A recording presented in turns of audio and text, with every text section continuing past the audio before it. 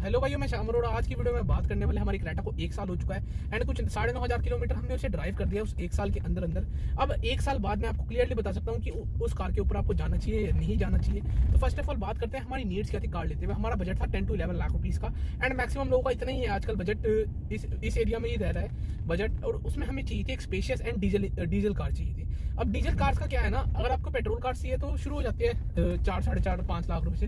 पर diesel car minimum to minimum Altroz ले लो, आप अल्ट्रोज ले लो, वो भी 8 लाख से स्टार्ट होती है। i10 में भी ले लो आप, 7.5 लाख से कम है ही नहीं डीजल कार कहीं दूर दूर तक। तो अब डीजल जैसे कि हमें चाहिए थी performance and mileage related issues के लिए, तो अब हमारे लिए सिर्फ 2 कार बची थी डीजल में। स्पेशियस का सेगमेंट जो हमारा फुलफिल करती थी वो थी क्रेटा। सेकंड कार थी अर्टिगा एंड जो अर्टिगा थी वो डीजल में डिसकंटिन्यू हो गई थी जब हम प्लान कर रहे थे लेने का, उससे एक आधा महीने बाद ही डिसकंटिन्यू हो गई थी। फिर हमने क्रेटा के लिए वेट करा और इसकी बुकिंग करा दी थी।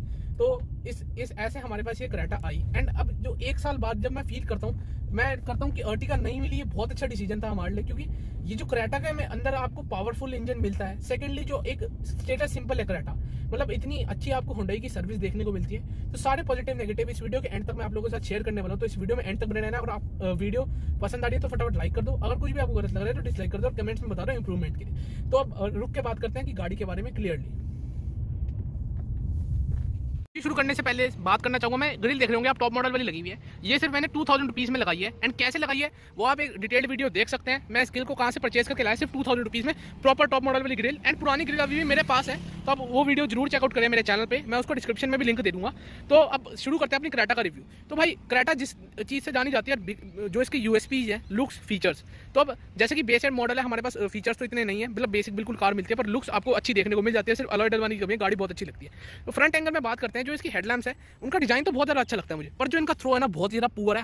एंड जैसा हमारा बेस मॉडल है, हमारे पास ऑप्शन है हम इसे चेंज करा सकते हैं, हम एक एलईडी एचआईडी में से अपग्रेड कर सकते हैं। पर जो लोगों के पास टॉप मॉडल है वो इसको भी बिल्कुल भी अपग्रेड नहीं करा सकते, उनके लिए एक बहुत बड़ी बात हो जाती है यहाँ पे।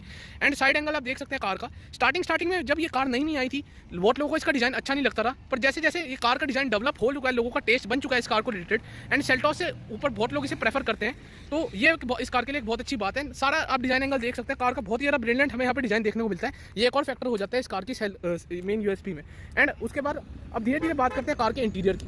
अब जैसे एक्सटीरियर से लुक्स कितनी अच्छी है, वैसे इंटीरियर में भी बहुत अच्छी आपको लुक्स देखने को मिलती है। जैसे कि आप देख सकते हैं यहाँ से एक बहुत प्रीमियम डैशबोर्ड है, ये बेस मॉडल है, पर यहाँ पे पैनोरामिक सनरूफ की कमी है। अगर टॉप एंड वेरिएंट लेंगे तो कितनी अच्छी प्रीमियम आपको लुक देखने को मिलेगी कैबिन। एंड कैबिन में सारे हार्ड प्लास्टिक देखने को मिलते हैं, पर ठीक है 11 लाख के हिसाब से ठीक है, पर जब आप 20 लाख पे करते हैं उस हिसाब से मेरे को बिल्कुल भी ठीक नहीं लगते। बूट स्पेस की बात करते हैं, बहुत अच्छा सफिशिएंट बूट स्पेस है, मतलब भाई इसमें 3 बड़ी बड़ी अटैचियाँ रख सकते हैं, बड़े प्यार से। बस पार्सल ट्रे आपको हटानी पड़ सकती है, अगर आप सीधी करके रखेंगे उसके बाद भी थोड़ा बहुत सामान आप इसमें लोड कर सकते हैं। एंड सीट गिरा के तो बहुत अच्छा स्पेस हमें यहाँ पे देखने को मिल जाता है।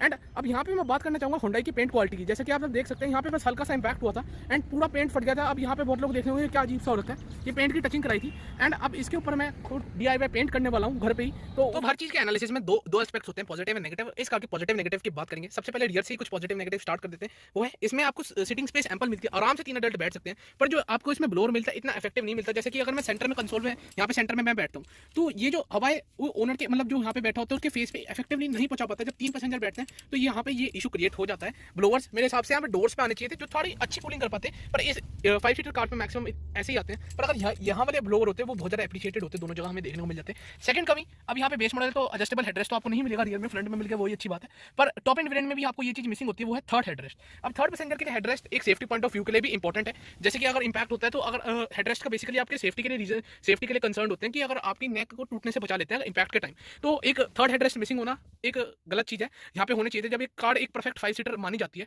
तो थर्ड हेडरेस्ट का ना होना एक नेगेटिव पार्ट है। एंड उसके बाद एक और नेगेटिव बात आ जाती है, वो है इसकी सेंटर लॉकिंग से रिलेटेड। तो सेंटर लॉकिंग जो है इसमें आपको यहाँ पे आपको एंटी थेफ्ट अलार्म नहीं देखने को मिलता। आपको इतनी प्रीमियम से फ्लिप की देखने को मिल रही है, पर कोई एंटी थेफ्ट अलार्म नहीं देखने को मिलता, बहुत ज़्यादा डिससेटिस्फाइंग है। मतलब हुंडई की आगे आपको टॉप एंड वेरिएंट्स में एक्सएक्स ऑप्शनल में देखने को मिलता है, एस वेरिएंट में भी आपको देखने को नहीं मिलता, ना ही एसएक्स वेरिएंट में, ईएक्स में भी नहीं देखने को मिलता। एंड ये बेसिक चीज़ है, अगर आप सेंटर लॉकिंग इंस्टॉल करके दे रहे हैं विद प्रीमियम फ्लिप की, आप फ्लिप की ना देखें नॉर्मल की दे रहे हो, पर एक एंटी थेफ्ट अलार्म होना मस्ट था। अब मैं इस चीज़ में फंस चुका हूँ, नहीं मैं आफ्टर मार्केट अब सेंटर लॉकिंग पे जा सकता। अब मेरी कार में एंटी थेफ्ट अलार्म मैंने कंपनी वालों से भी बात करी थी, अब इंस्टॉल भी नहीं हो सकता, तो एक नेगेटिव फीचर है। मैं आपको सैंपल भी दिखा दूंगा, जैसे मैंने कार लॉक करी। अब मैं अगर इंटीरियर से कार को खोलता हूँ, कार ने कोई अलार्म नहीं करा, मैं कंटिन्यूस कोई स्टॉप कट नहीं है मेरी वीडियो में, आप देख सकते हैं कार के ऊपर कोई अलार्म नहीं आया। तो एक नेगेटिव फीचर यहाँ पे भी ऐड हो जाता है। तो और उसके बाद हम बात करते हैं इसके एलईडी के थ्रो की, मतलब जो इसकी हेडलैम्प्स है बहुत पुअर थ्रो है, जैसे स्टार्टिंग में भी मैंने कहा। तो अब उसके बाद नेक्स्ट मैंने आपको पेंट क्वालिटी का भी मैं बता चुका हूँ, आपको यहाँ पे पेंट क्वालिटी का इशू देखने को मिल सकता है। एंड हार्ड प्लास्टिक्स, अब जैसे कि भाई मैंने 11.5 लाख में गाड़ी उठाई थी जब 2020 में उठाई थी, तो उस हिसाब से प्लास्टिक क्वालिटी ठीक है, 11.5 लाख के हिसाब से इतना प्रीमियम कैबिन में हमें देखने को मिलता है। पर जो लोग इस कार के लिए 21 लाख रुपए भर रहे हैं, उनके साथ ये बिल्कुल भी जस्टिफाइड नहीं। आप इतने हार्ड प्लास्टिक दो, मतलब इसके गत्ते भी बहुत ज़्यादा हार्ड है, मतलब ये पोर्शन तो चलो वहाँ पे लेदराइट मिल जाता है, पर उसके बाद ओवरऑल गत्ते इतने हार्ड प्लास्टिक्स आपको देखने को मिलता है। हालांकि जो इसके इंटीरियर कैबिन की शेप्स है वो बहुत ज़्यादा अच्छी है। अब उसके बाद यहाँ पे आपको नेक्स्ट नेगेटिव यहाँ पे देखने को मिल जाता है, जो इसकी एसी कंसोल की यूनिट है, इसमें से अनइवन सी नॉइस आ रही है। ये मैंने कंपनी में कंप्लेन कर चुका हूँ इस चीज़ की, तो उन्होंने कहा जैसे ही हमारे पास हुंडई में इसमें R&D चल रही है, जैसे सोल्यूशन आएगा तो वो हमें बता देंगे। अब मैं आपको आवाज़ सुनाता हूँ कैसी आ रही है।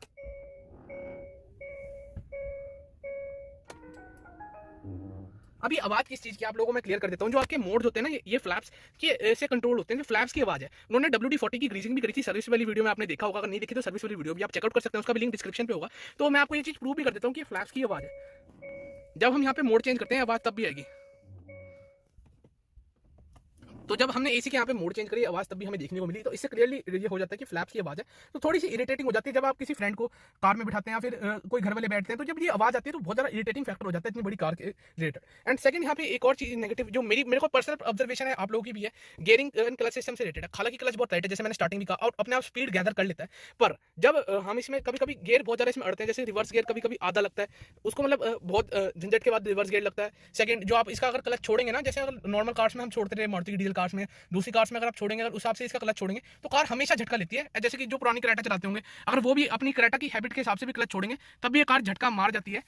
सेकंड गियर पे, थर्ड गियर पे, हर गियर पे कार झटका जरूर खाती है। तो एक और ये नेगेटिव पॉइंट इसमें ऐड हो जाता है। मैं अगर आपको एक्सप्लेन करूँ तो ऐसे जैसे क्लच दबा के मैंने थर्ड गियर लगाया, अगर मैं इसको क्लच को जैसे तेजी से छोड़ दूंगा स्पीड के अकॉर्डिंग, तो ये झटका नहीं मारती। तेजी से छोड़ूंगा तो जरूर झटका मारती है। पर अगर मैं इसको स्लोली छोड़ूंगा, हाफ क्लच छोड़ते हल्का हल्का छोड़ूंगा, तो ये सिर्फ झटका नहीं देती है। तो अब मेरे को इस कार को, जैसे मैंने 9000 किलोमीटर चला लिया, 9500, तो मेरे को इसकी प्रैक्टिस हो गया, अडेप्ट हो गया। मतलब कोई भी नया ड्राइवर या फिर दूसरी कार का ड्राइवर यहाँ बैठेगा, वो जरूर इस कार में कंटिन्यूस झटके मारेगा। मतलब 1000-2000 किलोमीटर तक तो मैं इस कार में कंटिन्यूस झटके मारता था। अब एक और नेगेटिव हमें यहाँ पे देखने को मिलता है, जो है इसकी राइड क्वालिटी इतनी अच्छी आपको देखने को नहीं मिलती।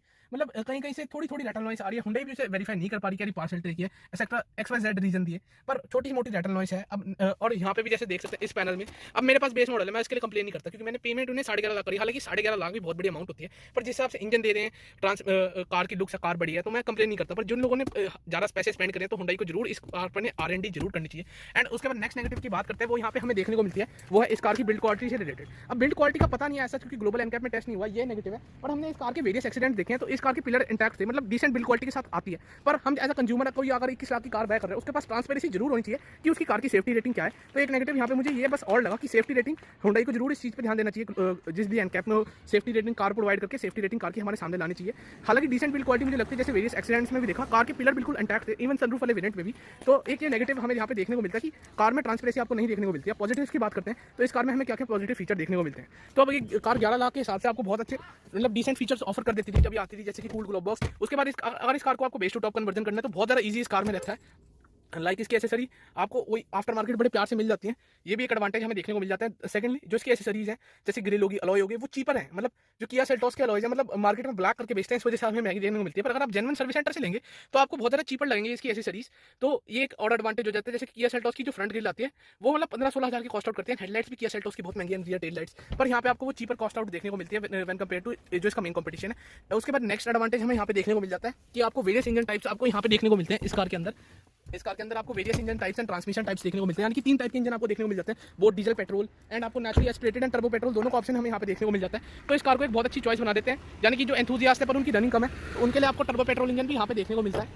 तो ये बहुत ज़्यादा अच्छी बात हो जाती है। उनके लिए आपको यहाँ पे टर्बो पेट्रोल इंजन भी देखने को मिल जाता है। जो फ्यूल एफिशिएंसी की तरफ ड्रिवन है उनके लिए डीजल इंजन भी है, एंड जिनको पेट्रोल नॉर्मल चाहिए उनके लिए नेचुरली एस्पिरेटेड पेट्रोल इंजन भी है।